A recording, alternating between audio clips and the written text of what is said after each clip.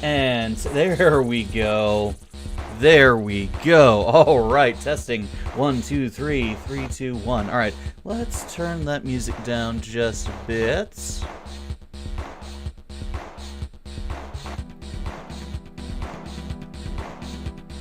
There we go.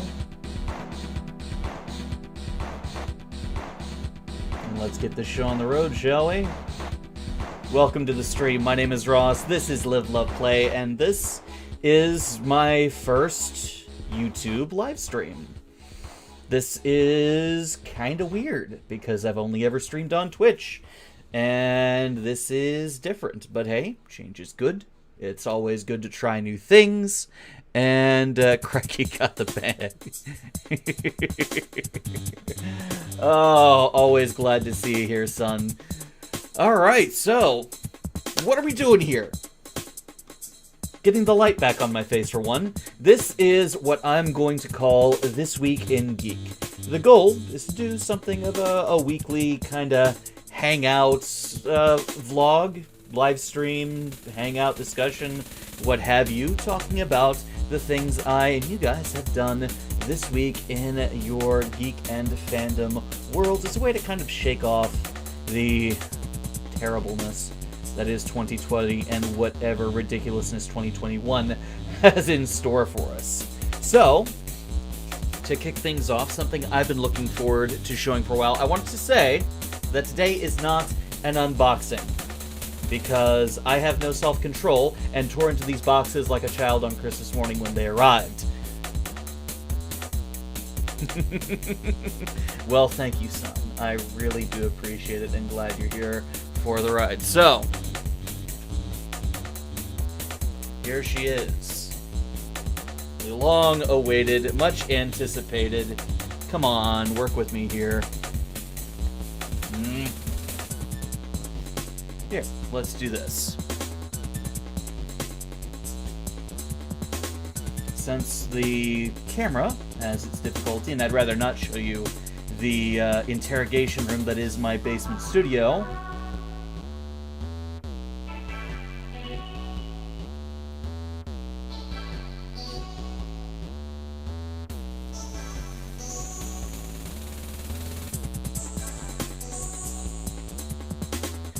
Alright, hang on. Trying to get this right.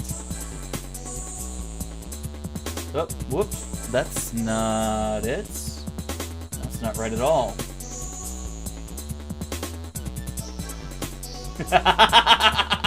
Woo! Okay, let's not do that either. Let's just get rid of that entirely.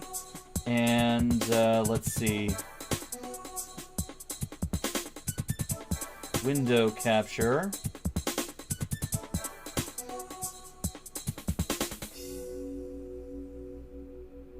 No, this isn't Empire Strikes Back. This is Rick's portal gun.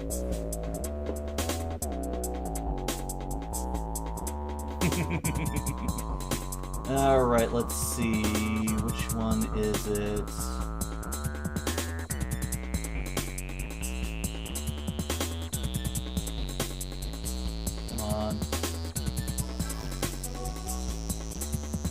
Let's just do smart selecting, go from there. Screen capture.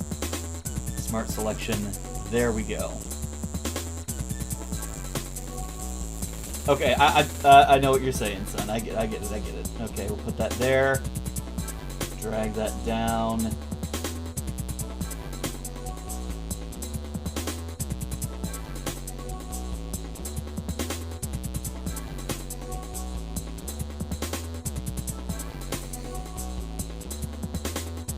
Okay, I'll just do that then. This is the Command & Conquer Remastered collection box. And as I open this beastie up, there's so many awesome things. Oh, you know what? Well, damn. There's a beanie that's supposed to be in here that I completely forgot about. Yes, son, we definitely will.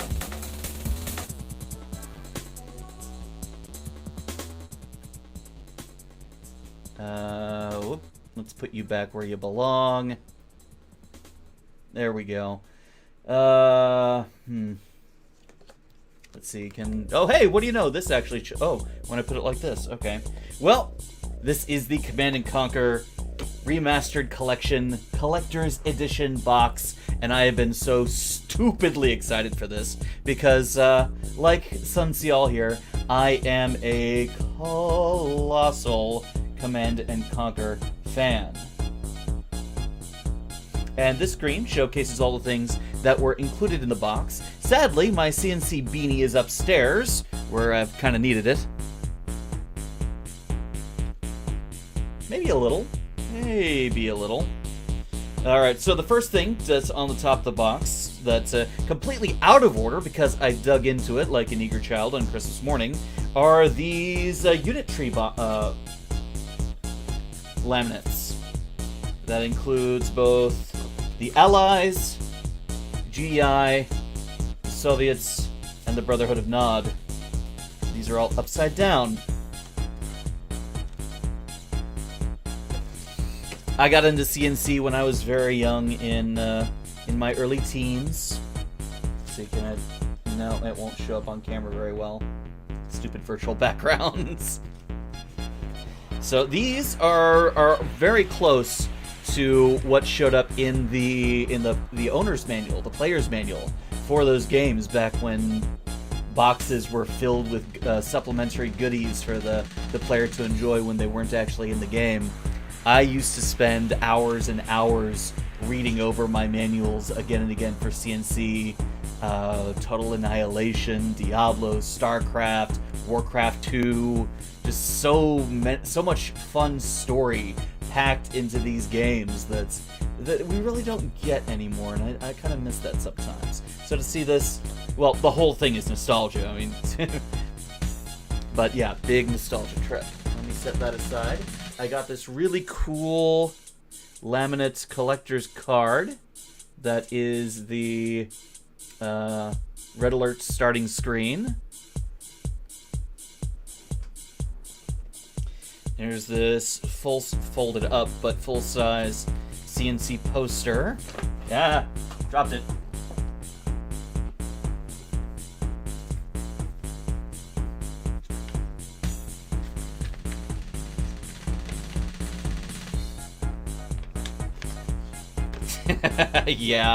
Yeah. Well, I'll get to that in a moment when I talk about the Clan Invasion box that I just got. So, poster.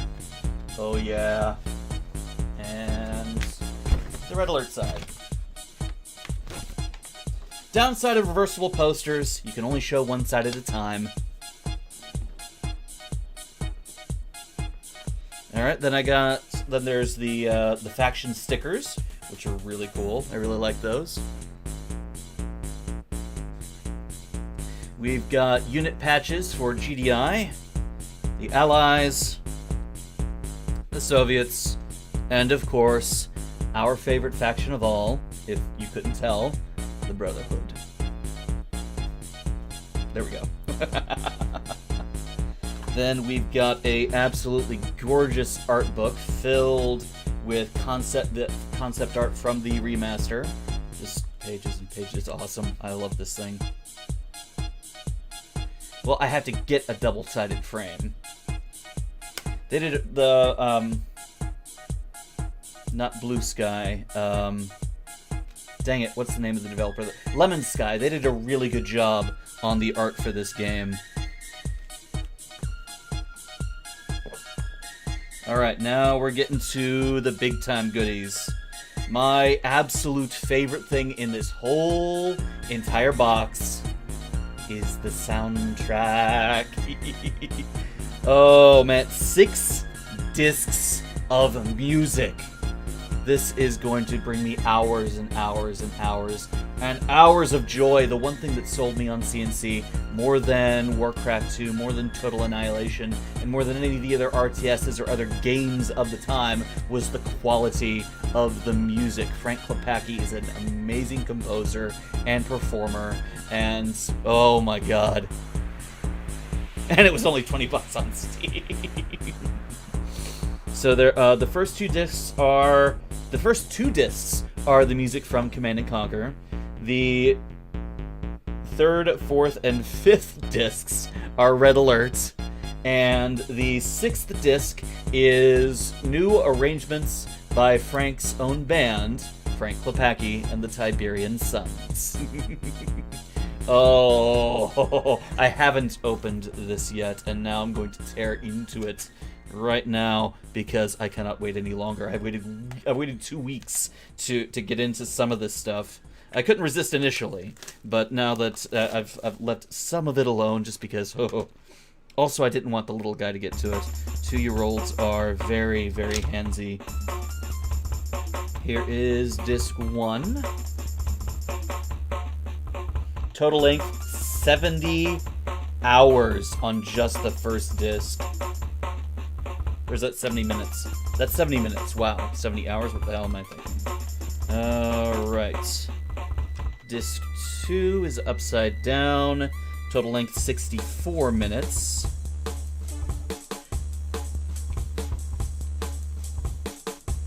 Alright, covert operations and bonus tracks from the original Command & Conquer.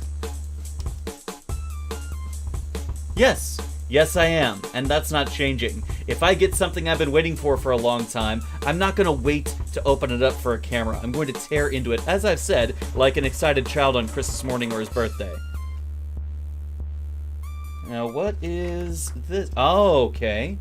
This is the handbook guide for the album. Ooh. Yeah, it's got a directory of all the music in the collection. Alright, here is disc 3, the first Red Alert disc. Total runtime of 72 minutes and 10 seconds. 16 tracks. Flip that over. Come on, come on. Gently. Jewel cases are so fragile. I've broken so many over the years. Here's discs 4 and 5. There we go. Alright, disc 4 is 67 minutes long with 17 tracks. That's the remastered original soundtrack. Disc 5 is the Counter-Strike and the Aftermath remastered at 76 minutes. And last but not least,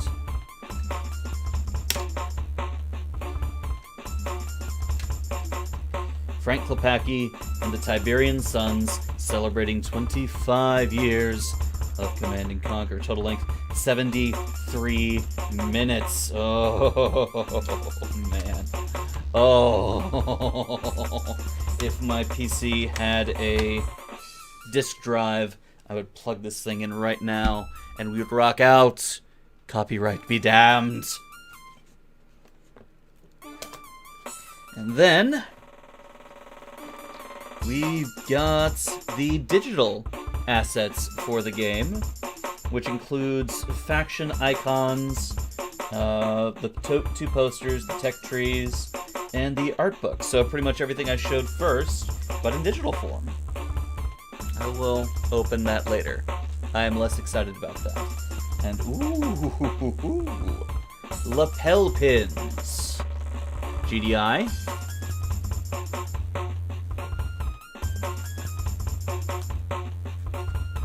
Come on. They got these packed in really tight and nice too. Very rigid foam. Mother Russia. So shiny.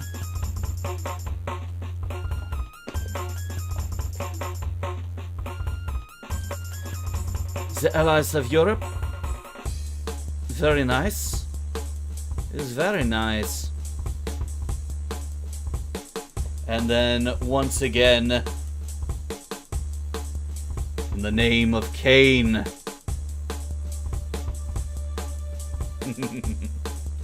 I'm definitely going to be wearing the Brotherhood pin whenever I get the chance.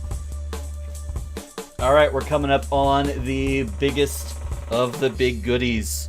So this has been sitting... This has been on my mostly on my computer for the last few days. This is a Tiberium blister, And the big crystal is a USB drive. And when you plug it in, you can't really see it well. Wrong side.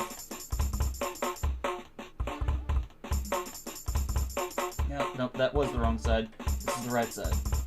There we go.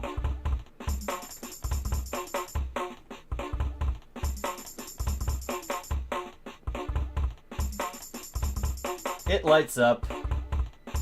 Come on. Come on. You can kind of see it.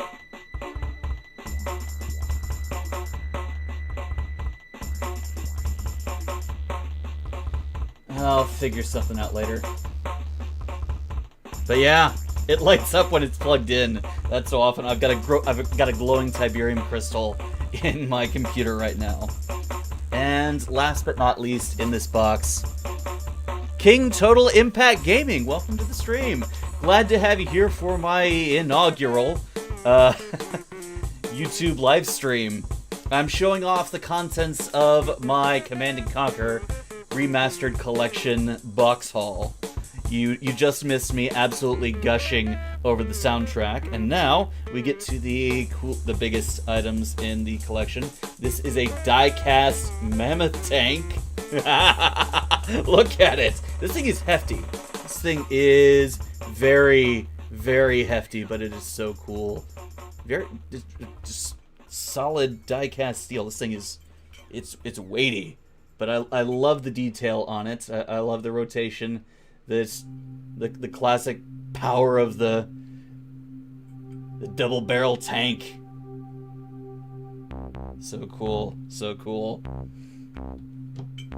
All right, and now for the red alert nuts out there, and my favorite structure in the game, the Tesla coil.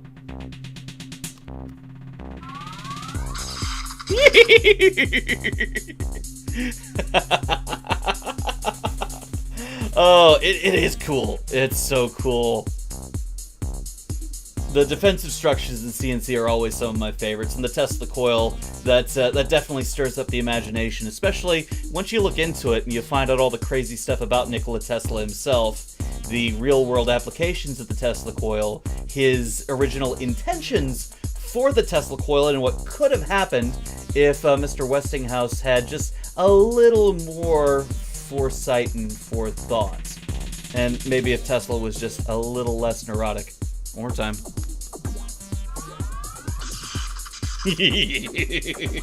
This is going to be so distracting, but it is never leaving my desk again. Alright. And the last thing in this box. My favorite unit structure of all time. The Obelisk of Lights.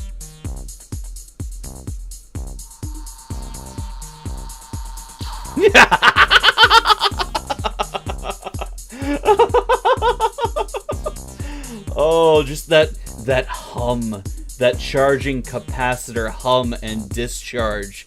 It is such a cathartic sound, such a beautiful cathartic sound that I'll never get enough of it.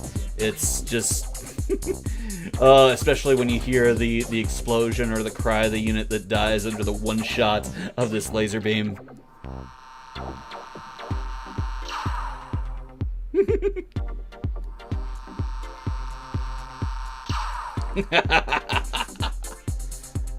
And that is pretty much, yeah, that's all of it. That is the Command & Conquer Remastered Collection box sets. I'm extremely satisfied with this. It is, it is everything that you'd want out of something like this. They did such a good job putting all this together and getting it out despite the pandemic, and it's awesome. So what do you guys think of what you've seen? How cool is this stuff? I'm definitely gonna have some of it on display. I don't know if I'll ever be able to get it on camera because, like I said, I'm in an interrogation room of a basement studio, which is has absolutely no aesthetic value.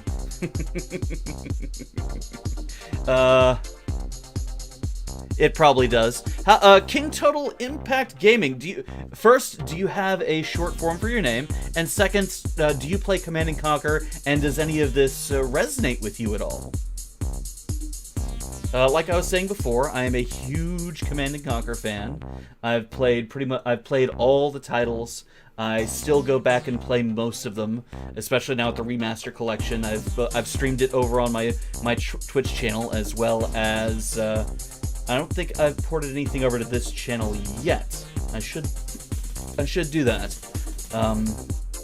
But yeah, I still go back every now and again and play C&C 3, Tiberian Sun, Red Alert 2, Red Alert 3.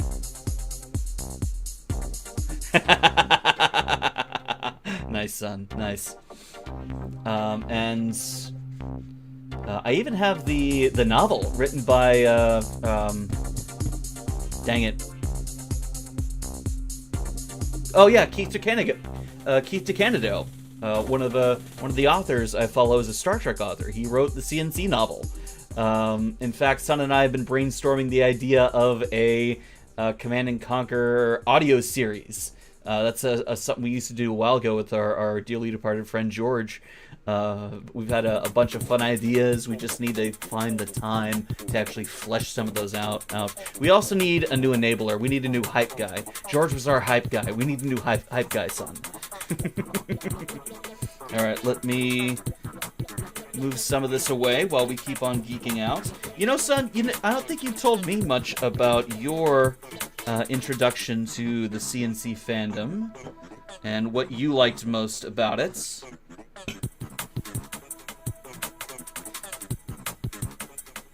I carefully packs. No, I'm gonna leave these out. Gotta leave these out. I gotta find space for them. I've still got most of my miniature painting supplies.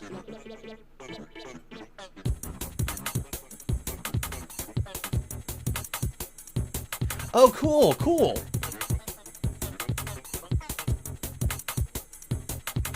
I'll stick with sniper. That's easiest, I think. Alright, let me set this aside. There we go.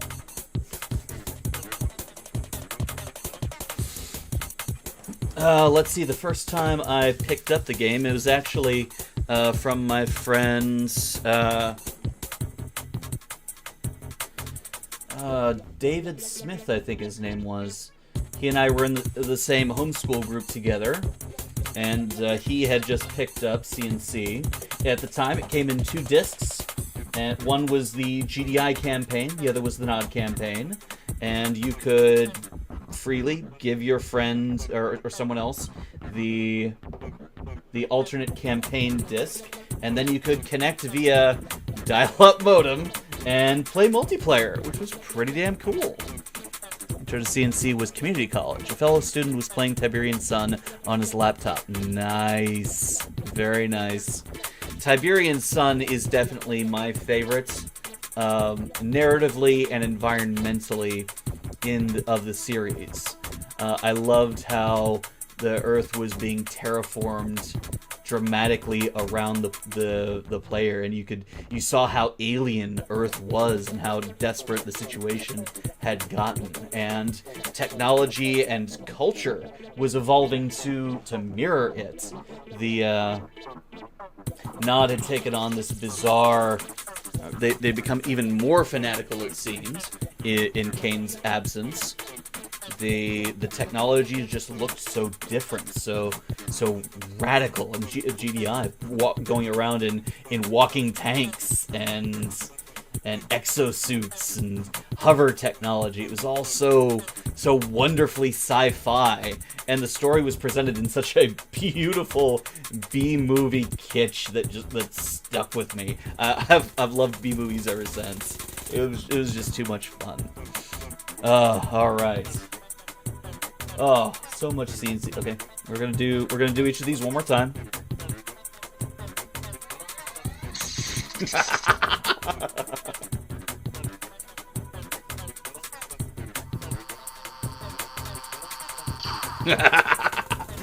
That. Oh, all right. Well, C&C portion. I guess it's time to break out the other box that I got. And this one I actually have had for about a week, and I'm also really excited for this as well.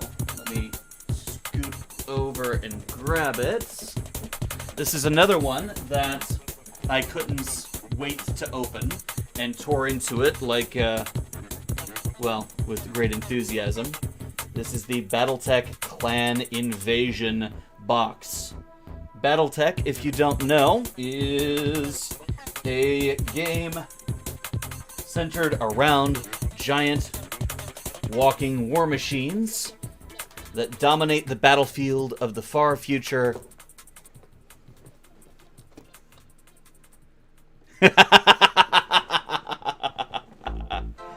Oh. Well, the play stands for never stop playing because it keeps your heart young. And I feel stimulating the imagination and the joy of the world helps to lessen the stresses of it. And I like to share that enthusiasm and that fun with you guys, which is why I'm doing this, after all. So Battletech's been around since the late 80s. It's a game about, like I said, giant war machines striding, stomping, and plodding across the battlefields of the far future in the 150-so area of space known as the Inner Sphere. It was met with fairly good success at the time, and I believe it was... I'm not sure what time frame it was, but one of their first big expansions to the game was the Clan Invasions, where highly advanced battle mechs just showed up out of nowhere from the deep periphery and began to make a beeline straight through the northern end of the Inner Sphere, straight towards the heart of the great powers that had been warring there for over 300 years. And this is a reprint of that box since the relaunch of Battletech about 6 years ago, I think it was. I have... Yeah, careful. This is one of the starter boxes, the Game of Armored Combat. It comes with 6 mechs. I can show those off too.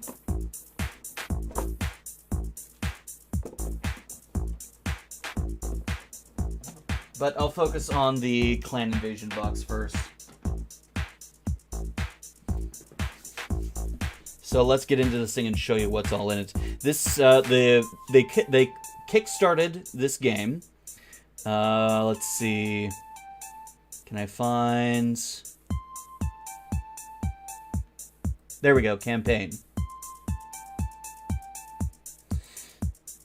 So they raised over $2 million for this box, and wow, what a success it was. They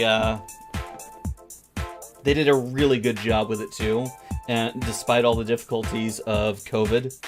There are 10 mechs in this box, and I will show those to you now. Let's see, do I start with the small or the big? In addition to, there were 5 mechs in this box, which is a single star, which is the minimum formation for clan battle mechs. I also have had several, they call them salvage boxes, kind of a mystery box that have a single mech in them. And I'll start off by showing off the manatee of the battle mechs, the small little underdog that it seems so underpowered, but everybody loves this derpy little mech that is the Urban Mech. It is a 20-ton mech that is armed with an autocannon 10 and a small laser. It plods around at about 35 miles per hour and is really most effective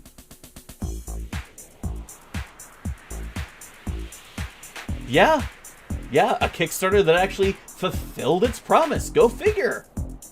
Okay, this is the Battletech wiki, sarna.net. A very, very well-maintained wiki compared to some others.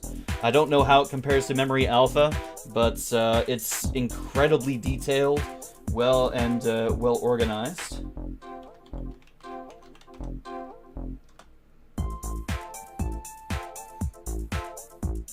And this is their entry on the Urban Mech. There's also a YouTube channel called the Black Pants Legion. They did a really fun talk about the Urban Mech. They do a lot of Battletech lore videos. It's one of my ambitions to do a few of my own.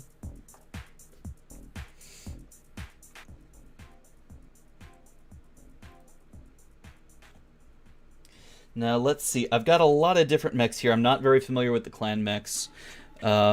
My interest in Battletech was renewed with the Harebrained Schemes Battletech Tactics game, which in many ways transcribes the tabletop version of BattleMech and puts it into the PC. I played yeah, it is very small. It is certainly small. Let's see. This is the largest mech in the box, and here's how they compare.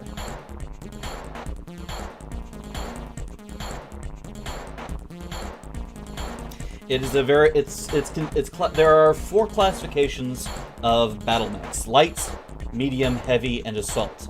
The Urban Mech is a light mech at about 35 tons. So I got into the Battletech PC game and absolutely loved it. It is one of the staple games over on Twitch, and I've got a lot of videos on this channel of my Battletech campaigns. I want to do a community interactive Battletech game where I take the viewers and subscribers' input to name the mechs, determine where we're going to go to take contracts, rename pilots, do all sorts of fun stuff to keep the community engaged and involved. It's one of the things I love about live streaming, which to this point has been only over on Twitch, so we'll see how things go here on the YouTube channel. Alright, so that's the Urban Mech. Now, let's see.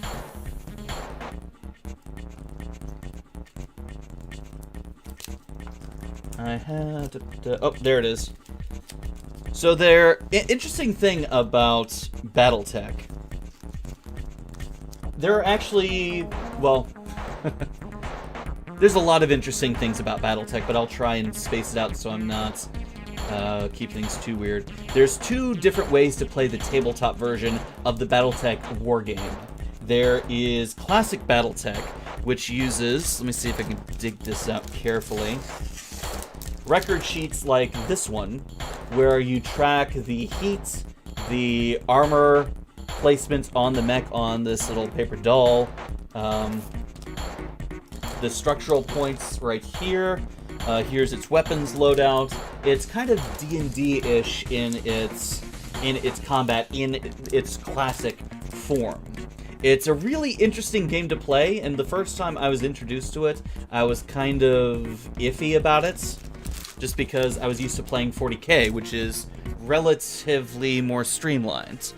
But there's an alternate way called Alpha Strike, which simplifies and streamlines the rules, where you take that massive datasheet over there and compact it into this card right here, which gives me all the basic stats of the Urban Mech and able to use it in a more streamlined, free-form way. Classic Battletech, everything takes place on a hex grid. In Alpha Strike, it's a bit more loose, I'll say. Alright. Next up, where'd you go? Where'd you go? I knocked over my organization here. Okay, let's see. This is the Mad Dog, aka the Vulture. This is one of the other mechs that I got in the salvage cases. Came with its own Alpha Strike card, of course. And here's its comparison to the Urban Mech. This mech got a lot of attention in the Mech Warrior game. I think it was Mech Warrior 4 Vengeance. This was featured heavily in the intro cutscene.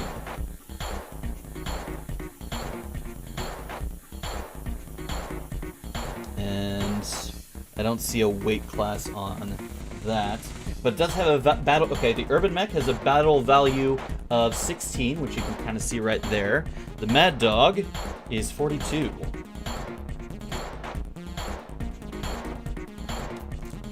Alright, let's see. Next up...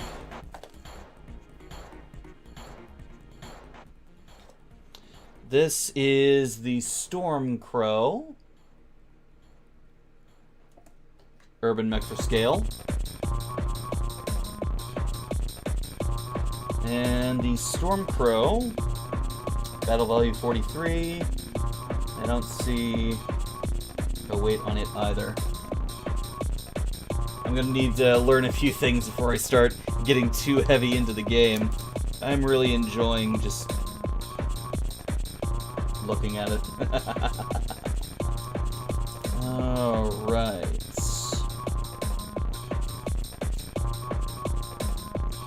This is the Widowmaker. Urban Mech for scale. The lighter mech, similar in size. But this one's all the other mechs I've shown you so far are clan mechs, so they're fairly well advanced. Alright, now that we've gone through the salvage box mechs, now it's time to look at the main mechs of the box itself. My initial clan star. Let's see, I believe it's this pack right here, so that I know what I'm looking at.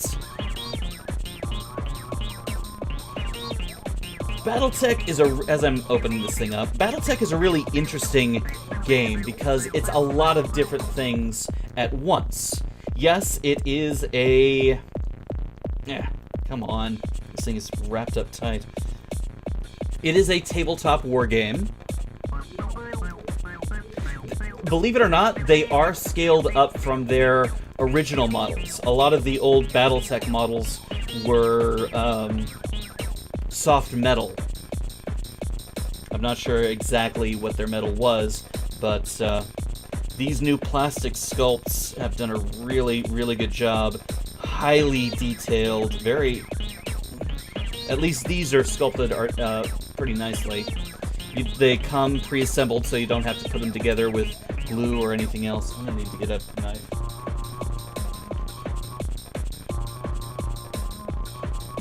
Reach over here to my hobby box. There we go. I'm really looking forward to painting, highlighting, and really styling these mechs up nice. Mech Warrior 3, so that's post-clan invasion. I believe that's the one where you're playing a Davian Guard taking the fight to clan space with the reformed Star League.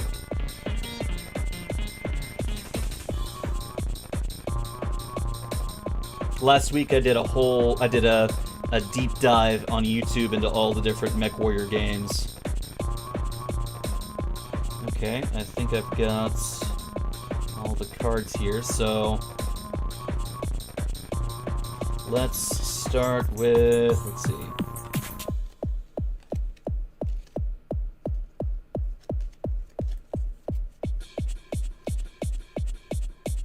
No, not you, not you. Jeez, where's the one I'm looking for? I don't have another adder in here. That was the Widowmaker that I showed you. The cards are very nicely done, if you can see them. Full color. Good stock.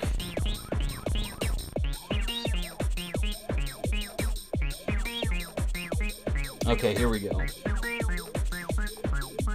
Here is... the Battletech games did come out a long time ago.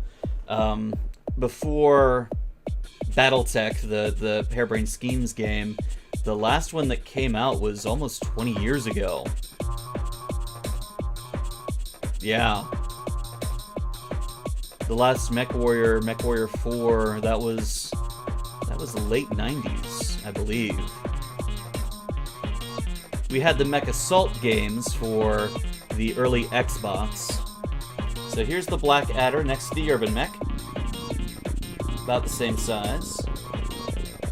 I like the squats, kind of broad shoulders look for the clan mechs, and a lot of them have these digigraded legs. Definitely lends to the alien feel of the clan mechs.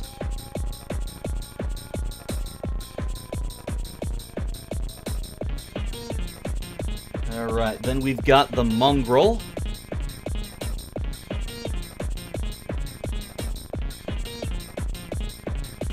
There we go. Looks like a medium to long range support mech. Missiles, autocannon, and probably a couple lasers.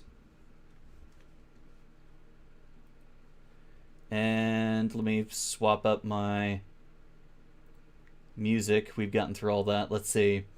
You guys want to hear ballads, chill, cinematic, classical, drum and bass, folk, jazz, well, probably not march. That's a John Philip Sousa collection.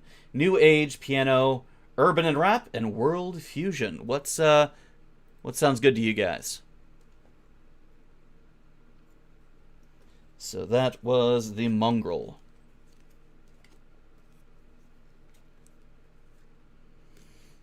Alright, 3 mechs left. Now we've got the Adder. With Urban Mech for scale. This one looks like probably a heavy mech. Paper Mario music?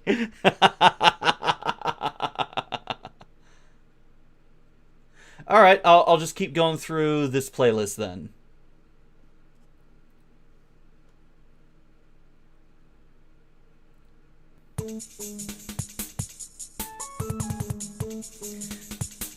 Alright, Sniper, I'm playing my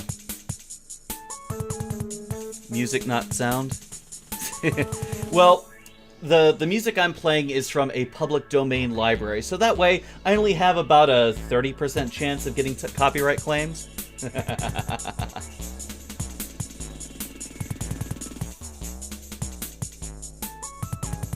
So some of these are experimental bits of music that an author just dedicated to the public domain because it is kind of odd or weird or can't be marketed. So there's some interesting sounds in here. Some are a little odd, like the sounds you were talking about earlier.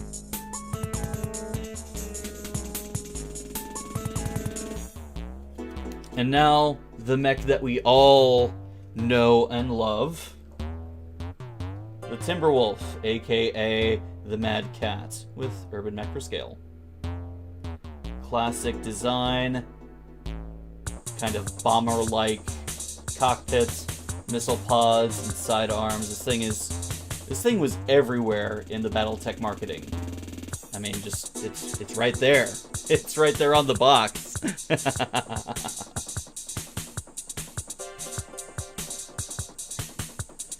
And then the biggest boy of them all, the Executioner. And again, Urban Mech.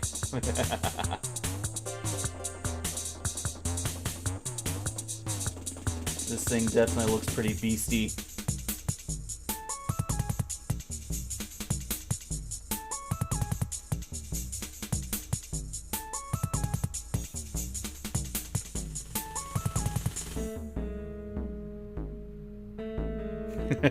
They do offer some music I really just don't understand why music companies don't form partnerships. Everybody who streams wants to have music on their stream, so it's not just odd, so there's talk with nothing in the background. They could make money by having an easy license. An easy and affordable license. Or a free-to-stream radio, where you'd have the name of the music roll across the bottom of the screen like a damn radio station that you buy into. People would do that. Come on. Alright. And the last models in here are infantry in combat armor. These are called elementals. There are 5 points to each squad.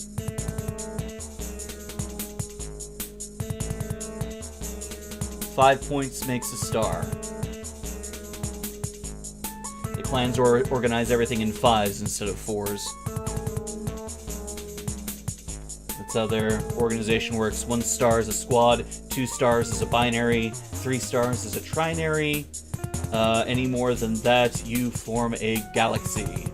Or no, cluster. Any more than 3 is a cluster. And then I think any more than 10 is a galaxy. Something like that. Very stellar, very space.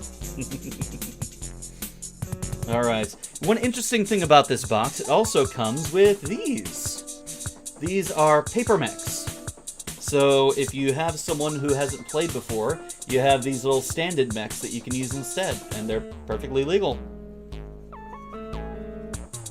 And I've got 2 additional stars worth of battle mechs of the same type as the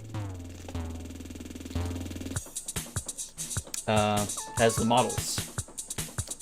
I also got a couple sets of dice from the box, including this one. I wonder if you can see it.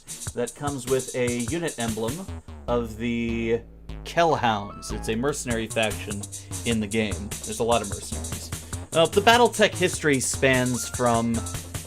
Street legal. The Battletech history actually extends from the 1980s... The game story, that is. From the 1980s through 3108, I think is the current... is the latest Battletech timeline. Like I was saying a little bit ago, Battletech is a tabletop game, but it is also a set of an ongoing story. There is a small library of books, all written by fantastic authors. I'm working on a fiction to submit to their fan magazine, Shrapnel. I'm also working on a bit of my own fan fiction, which centers around my custom mercenary company. I'll talk about that in a bit.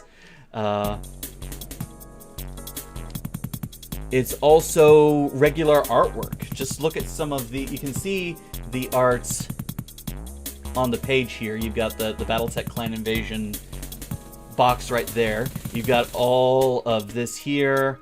You've got all of that. There is a lot of beautiful, beautiful artwork that is done for Battletech, both in the official sense and in the unofficial sense. A lot of excellent fan art, too. And it goes back well into the 80s and 90s. And you can... Watching the evolution of that art is really interesting, both in the models and on the paper. But as I said, it's also novels. It's a ongoing space opera that took a bit of a hiatus at the in the 2000s, but has come back with a vengeance now, and it's awesome. Oh yeah, it's amazing. Let's see, this is a clan keychain, or if you turn it that way, it's Star League. The story of Battletech has its kind of center around a golden age of exploration and expansion. Earth unites under the Terran Alliance. Going back to the 80s, the Soviet Union collapsed upon itself into civil war and unrest. Capitalizing on that unrest, the powers of European NATO got together and managed to subdue the Soviet Union, breaking it up into its own constituent nations and assimilating it into a greater European Union. Using this now economic advantage, they press other nations into this alliance, eventually even subduing the US economically. with this now united Earth under the Terran Alliance, or the European Alliance, that it becomes the Western Alliance, a boom of science and development begins, including the first FTL drive. This sparks a wave of colonization as more people spread out into the stars than they can keep track of. Hundreds of light years are colonized, new nations rise and fall, and Terra realizes we can't really control any of this. So, you know what, you guys that are out past 50 light years, you're on your own. And out of the prevailing centuries, 5 nations rise to primacy. You know what? I'm going to break out the Battletech Primer. This is the primer that came with the Game of Armored Combat box, and it summarizes the Battletech universe in a relatively easy way. I'm not going to read it to you completely. I think I'll save that for a different VOD. But let's see. Here is a map of the Inner Sphere circa year 3025. There are 5. Oh, come on. Come on. One's working, the others aren't. Like that. Like that. There we go. In the blue is House Steiner of the Lyran Commonwealth. The red is House Kurita of the Draconis Combine. The yellow is House Merrick of the Free Worlds League. The green is House Liao of the Capellan Confederation. And wait, Merrick is Merrick is the Free Worlds League. And then the yellow is House Davion of the Federated Suns. Each of them, rules rule.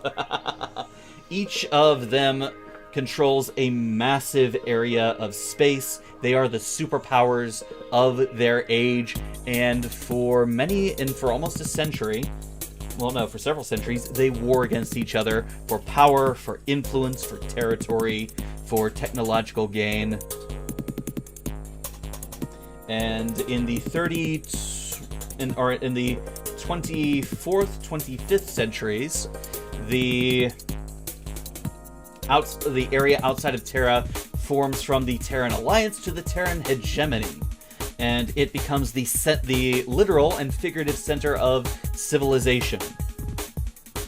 Using the influence they gain over the years of war, they maneuver themselves to become the center of a grand galactic alliance called the Star League. It is Camelot. It is Rome.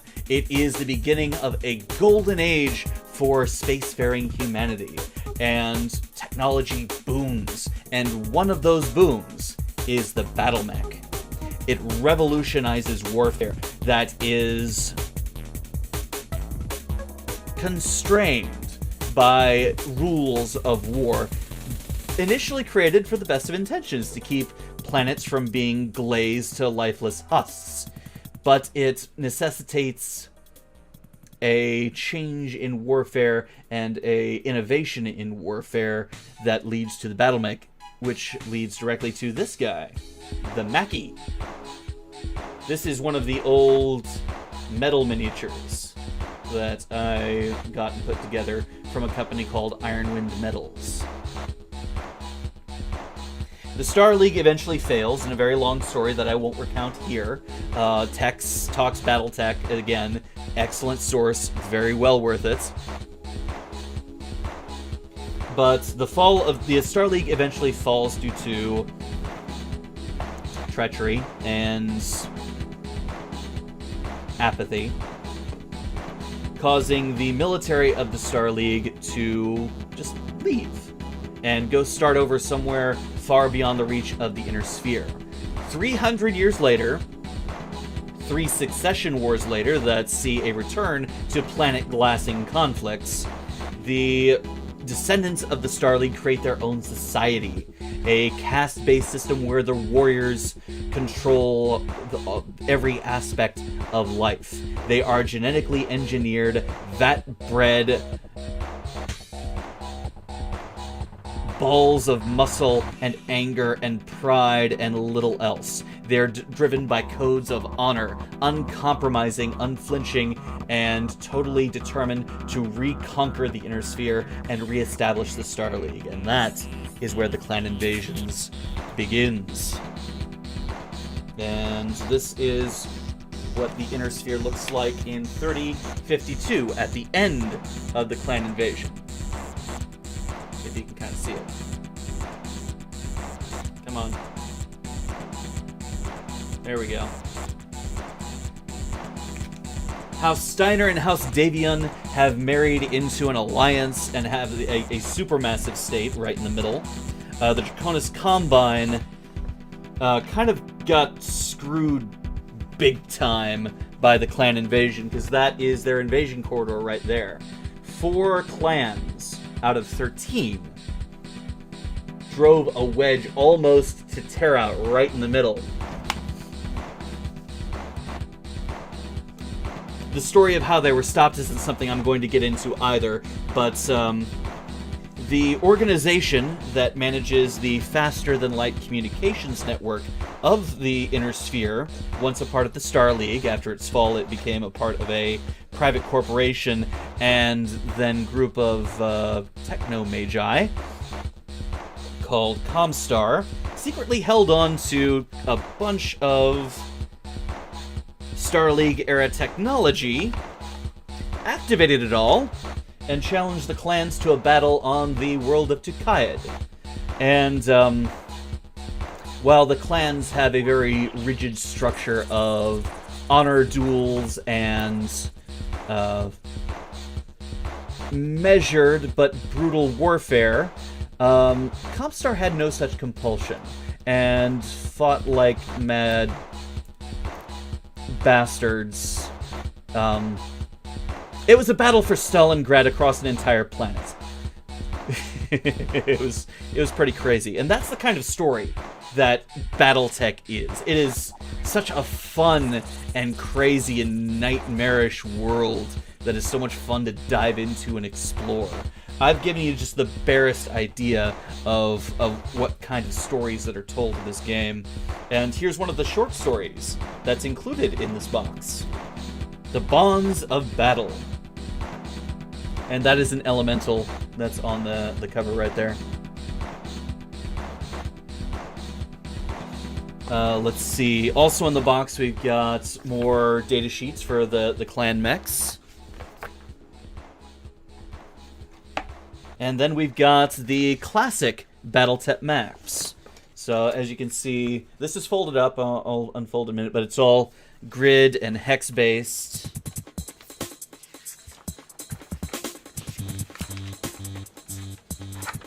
There we go. They're reversible. There's a map on each side.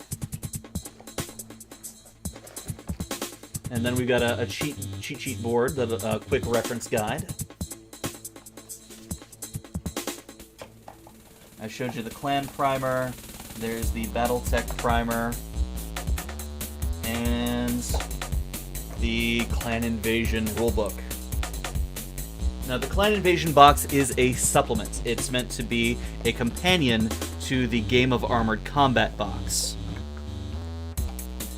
So if you're interested in picking it up, keep that in mind. This is a card deck with pilot information and mechs for the mercenaries of the Inner Sphere.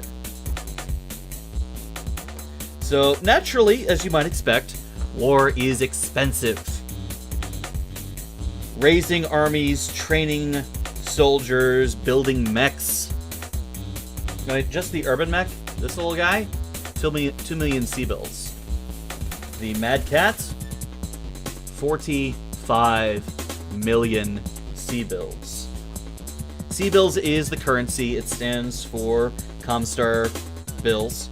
And it is the de facto currency of the Inner Sphere because money based on the great houses tends to be unstable, depending on how to text put it, the sanity of the people running it.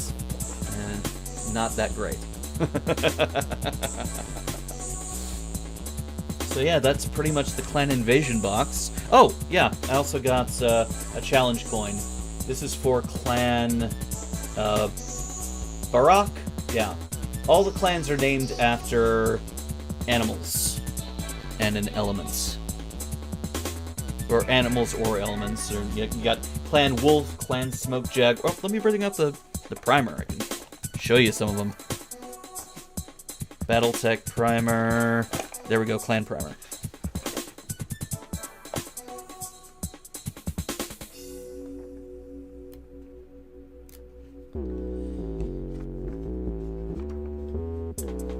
Alright, founding of the clans. Here we go. Here's 2 clans.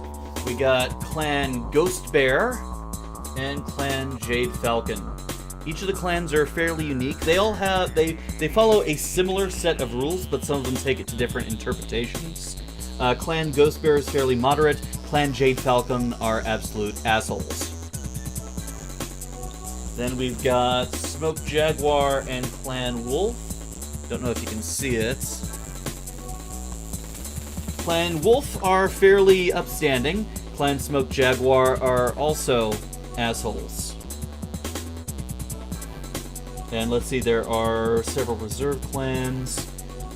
Diamond Shark, Nova Cat, Steel Viper. And there are a few others. Oh, the clans even have their own dialect with different meanings.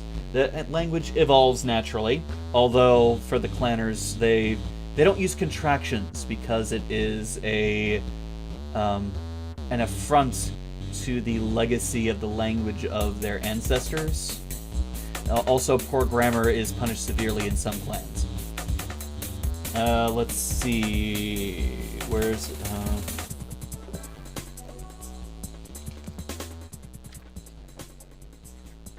So, let's see. Freebirth is a insult. An epithet used by trueborn members of the warrior caste, generally expressing disgust or frustration. If a trueborn warrior refers to another trueborn as a freebirth, it is a mortal insult. As I said earlier, the clan warriors are genetically engineered, vat-born weapons of war. They're constantly fighting and competing each other from the day they can start walking.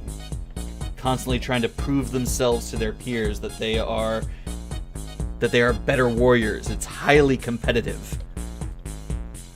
So anyone who is born naturally, with genes that are left up to random chance and genetic determination, is a liability.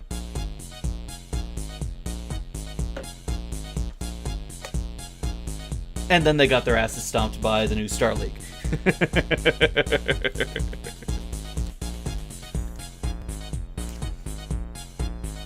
Alright, where's the... Oh, here we go. Clan box.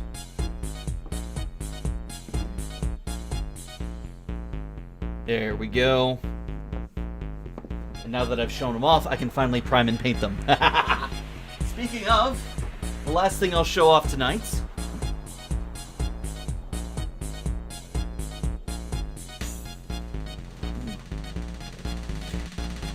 This week, I fully painted my first Battletech miniature. This is one of my personal favorite mechs. It is a Shadowhawk. Come on, focus. Focus. Focus. Can't really see it very well. It's on my Twitter. I'm not sure if I posted it in the Facebook group. But this is a mech that is going to be a part of my custom mercenary company. It's called the Cold Steel Company, named after the knife manufacturer. Its color scheme is a navy blue, a dark gray, and a sky blue. I really like the effects I did on the weapons, if you can see it. The autocannon on its shoulder has a kind of a heat radiating from it, like it just got fired. And the medium laser on its arm, can you see it? It's got a green glowing effect from that. I couldn't really do anything with the missile racks on its torso and head, but I'm really happy how it turned out. Oh, actually, I can show it! I've got a web page open right here! I can show it! Oh, I feel silly. I feel silly.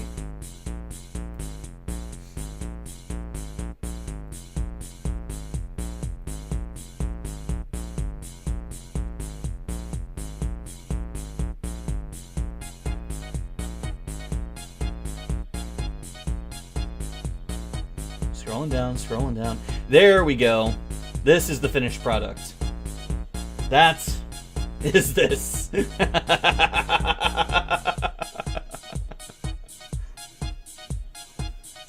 So yeah, there's the red glow effect from the weapon fire. There's the green glow effect from the laser. And I might do something eventually with the missile racks here and there. So yeah. That was my Weekend Geek. I really hope you guys enjoyed the Geek Out session and just gushing about the things I enjoy. I plan on catching up on Shrapnel Issue 1 this week. I'm going to try and avoid a lot of news and current events if I can. Barring, I'm in college doing... Oh, thank you. Thank you. I'm in college getting a degree in industrial maintenance, and it does take up a lot of time.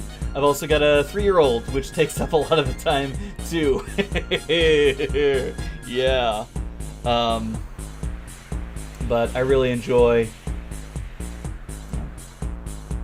doing stuff like this and sharing with people who might enjoy it as well. So I hope you guys have. I'll be catching up on that reading, and I'll be sharing my thoughts and impressions on the stories as well.